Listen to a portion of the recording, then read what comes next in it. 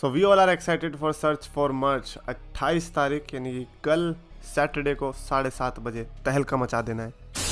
तो यस जो मैं चैंपियंस ऑफ द वर्ल्ड में वो 3D एक्सचेंज। आज का टॉपिक बड़ा मस्त है। आज हम ऐसे क्लीशेज के बारे में बात करने वाले हैं जो कि फैंस अभी भी पसंद करते हैं। क्लीशे यानी कि कोई ऐसी चीज़ या फिर कोई भी एक ऐसा आइडिया जो कि बहुत बार यूज़ हो चुका है और उसके बाद वो अपनी अस्तित्व ही खो चुका है। वो इतनी बार चीज़ यूज़ हो चुकी है कि उसका आइडिया जो था ओरिजिनली अब उसमें लोगों को जेन्युइनली कोई इंटरेस्ट आता नहीं है, बट फिर भी हमें वो पसंद आता है। तो इसकी शुरुआत ही सबसे पहले जो करिए वो है हील हैंडशेक फेक आउट से। Oh my god, when it comes to handshakes I hate them because यार प्रोफेशनल रेसलिंग एक ऐसी कंपनी या फिर एक ऐसी चीज़ जहाँ पर पिटाई हो रही है और आप पिटाई में हैंडशेक वगैरह दिखा रहे हो। ठीक है यार, कभी कभी चलता है। लेट्स से कि अंडरटेकर और ट्रिपल एच की जो राइवलरी थी उसके बाद उन्होंने हैंडशेक किया, गले मिले, वो सब ठीक था।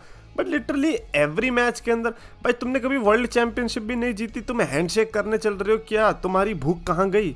हैंडशेक क्यों कर रहे हो? क्या तुम्हें वो खाना देने आ रहे हैं क्या थैंक्स गिविंग के अंदर? This is so bad. But heel handshake fake out वो वाली चीज होती है जिसमें कि बैड गाय जो है हैंडशेक करने जाते हैं बट वो हैंडशेक नहीं कर दे और उसके बाद अटैक वगैरह कर देते हैं। वो फिर बाद में अलग अलग चीजें होती है, कोई भाग जाता है वहां से, कुछ भी हो सकती है चीजें। बट आई गेस ये वो चीज है जिसमें हैंडशेक नहीं हो रही, तो इसीलिए आई थिंक मैं उसको पसंद करूंगा एटलीस्ट। बिकॉज अगर हैंडशेक हो गया इसका ये मतलब है दैट इज वेरी चाइल्डिश। मतलब लाइक वही मैंने कहा ना, अंडरटेकर ट्रिपल एच उस लेवल तक जाकर अगर आप बाद में हैंडशेक कर रहे हो राइवलरी खत्म होने के बाद, तब ठीक है। ये थोड़ी कि भाई साहब रैमपेज का कोई शो चल रहा है, दो बंदे आपस में मरे जा रहे, तुड़े जा रहे, एक दूसरे की गर्दन तोड़ रहे हैं और बाद में हैंडशेक कर रहे हैं और फिर लोग पागल हो रही है। वो भाई साहब या man they deserve it, they freaking that is the bad thing. But खैर when it comes to handshakes मेरा ऐसा 36 का आंकड़ा रहता है और heel handshakes are my favourite thing. अगला उन्होंने रखा रॉयल रंबल सरप्राइज रिटर्न्स। यार रॉयल रंबल की जैसी बात होती है विनर का, तो मेरे को लगता है कि ऐसा लोग उतना बात करते भी नहीं है जितना सरप्राइज रिटर्न्स की बात करते हैं। लेजेंड हो या फिर कोई भी एक ऐसा बंदा जो कि रिसेंट में नहीं आया है, उनकी रिटर्न के लिए वो जो एंटिसिपेशन होती है वो हमेशा रॉयल रंबल के 1 साल पहले से ही शुरू हो जाती है। इस समय सीएम पंक की ऑलरेडी बिल्ड हो चुकी है। अभी सर्वाइवर सीरीज में जैसे ही अगर मान लो सीएम पंक नहीं आता है, then Royal Rumble is the next ultimate destination for the best in the world to return, और वो अपने आप रॉयल रंबल की हाइप बढ़ा देता है। और मेरे को लगता है this is one of those things जो कि आई डोंट थिंक सो कि किसी को भी नफरत होती होगी। नफरत तब होती होगी जब इतनी सारी एक्सपेक्टेशंस पालने के बाद कोई भी रिटर्न देखने को नहीं मिलता। If I remember correctly I think पिछली 1-2 रॉयल रंबल में एक कोई तो ऐसी रॉयल रंबल थी जिसमें ऐसा जितने कुछ खास रिटर्न हमें देखने को मिले नहीं थे। खैर अगला है कॉन्ट्रैक्ट साइनिंग गॉन वाइल्ड।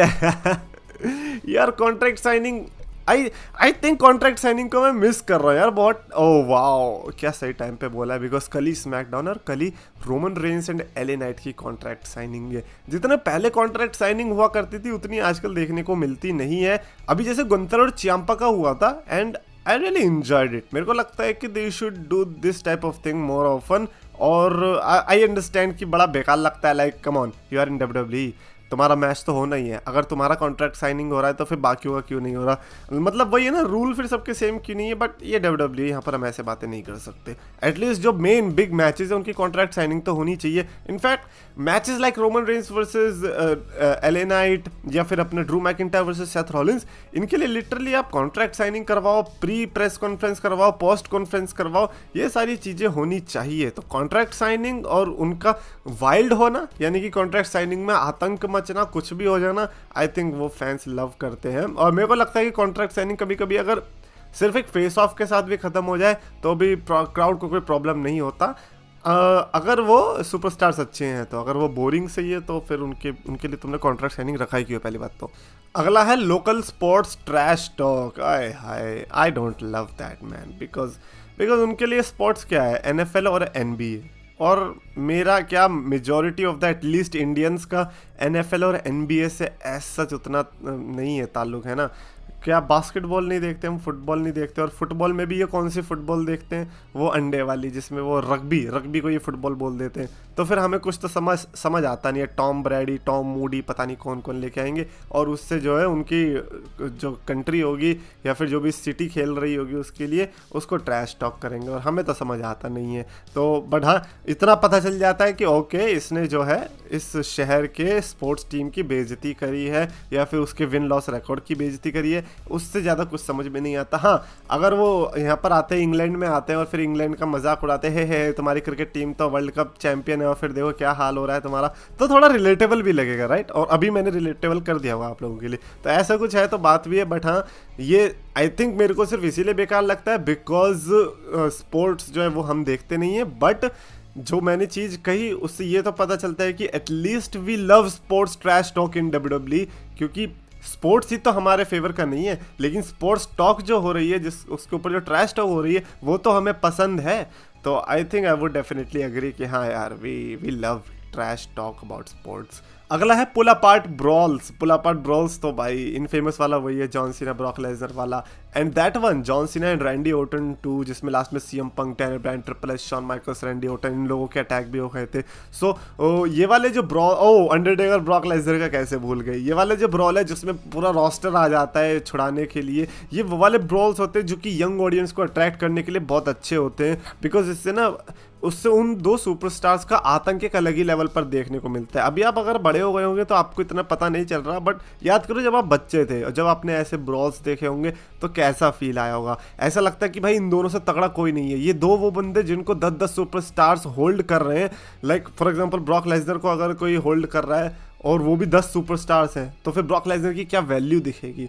तो वो चीज़ मेरे को लगता है कि पुल अपार्ट ब्रॉल से हो पाती है। एंड अब रिसेंट पता याद है 2017-18 में क्या होता था ऐसे ब्रॉल्स में, जैसे ही ब्रॉल होने जाता था सिक्योरिटी गार्ड आ जाते तो हटाते थे। तो ये पुल अपार्ट ब्रॉल की बस ये वाली बेकार बात लगती है जब सिक्योरिटी गार्ड्स आते हैं। अगर सुपरस्टार्स आते हैं तो अलग ही वैल्यू पता चलती है, सिक्योरिटी गार्ड आते तो पता है भाई अब तो ये पिटेंगे, अब तो ये गए। एंड फाइनली इन्होंने रखा interrupted promos. Oh wow, interrupted promos they are part of the game. और मेरे को लगता है कि इंटरप्टेड प्रोमोज अगर नहीं होते तो कितना बेकार लगता है। लाइक इमेजिन करो फॉर एग्जांपल जॉन सीना आ रहा है प्रोमो कट करने के लिए, उसने पूरा बोला, लास्ट में थैंक यू बोल के चला गया वो, एंड वे लाइक व्हाट। और ऐसा हर बार हो रहा है, हर सुपरस्टार के साथ हो रहा है। ऐसा लग रहा है कि कोई क्यू मिला हुआ है, ऐसा लग रहा है कि कोई डायलॉग रिटन है कैमरा के ऊपर और वही पढ़ के जा रहा है बंदा। Interruptions are part of the game, and when it comes to interruptions, पिछले 1 साल के अंदर जजमेंट डे ने जितनी इंटरप्शंस करी, आई डोंट थिंक सो कि इतनी इंटरप्शंस बारिश ने भी करी थी एशिया कप के दौरान। सो एशिया कप था, एशियन गेम्स था आई थिंक। सो या आई थिंक इंटरप्शंस तो पसंद ही है, बट ये है कि जजमेंट डे करती रहेगी क्या। अब तो सही में मेरे को आदत सी, मेरे को याद ही नहीं आ रही कोई ऐसी इंटरप्शन जिसमें जजमेंट डे के अलावा किसी और ने करी हो। ऑब्वियसली करी है, बट एक क्लीशे बन गया है ना कि यार जजमेंट डे ही है जो इंटरप्ट करती है। वो मीम बहुत चला था अभी रिसेंट में कि NXT में अंडरटेकर आ रहा है, अंडरटेकर को इंटरप्ट कर रही है जजमेंट, ट्रिपल एच आ रहा है, ट्रिपल एच को इंटरप्ट कर रही है। It was so funny man. Anyways that is it for this video. Definitely आप कमेंट्स में लिखकर बताना आपके अकॉर्डिंग कि ऐसे कौन से क्लीशेज हैं जो कि आपको पसंद है WWE से। कमेंट्स में लिखो। अगर आपको वीडियो पसंद है तो प्लीज लाइक करो, शेयर करो, चैनल को सब्सक्राइब करो।